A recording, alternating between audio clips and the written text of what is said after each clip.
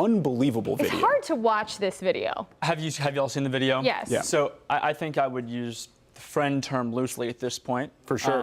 It's incredible, and it's getting a ton of traction on social media. We're going to show you. Take a look right here. This is the 16-year-old. She's on the edge. She's saying no in the video. You can hear.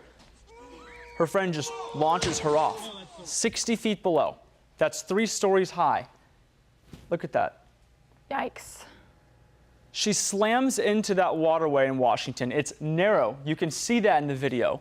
She suffered severe injuries. She's now out of the hospital and recovering. It's illegal to go off of this bridge. Still, people do it.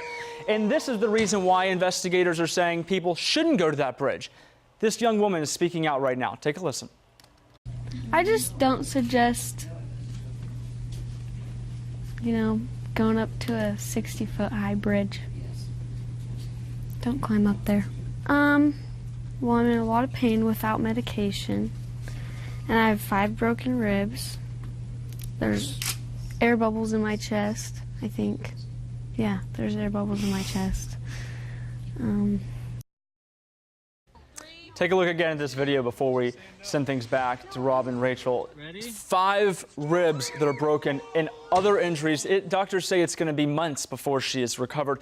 It's one thing to jump off these bridges. This type of thing happens all the time, but it's a difference when somebody, allegedly your friend, shoves you off of it. The sheriff's office says they've told people time and time again this is not supposed to happen. It is, again, illegal to do this. Now the question is that person that did this going to be charged? I did read this morning that the family of that victim does want this person to be charged because it needs to go to send a message that this just isn't right. There was, growing up, we all do stupid things, but this certainly takes things to a whole new level. And now they have a whole bunch of medical bills. Mark, I was reading she wanted to jump after seeing one of her friends jump, but then you see her clearly in the video kind of changing her mind. Yeah. But when you go up there and you're there on the edge, you're like, oh my gosh. Absolutely. I don't want to do this. I'm going to go back. Hey, just kidding, and go. Just go. It's unbelievable. And of course, now everything's on social media and posted, so you see it all firsthand. But thank goodness she wasn't hurt worse. And once she's pushed, she can't even gather herself. No. There's no correcting that. And she was saying in that interview, she's like,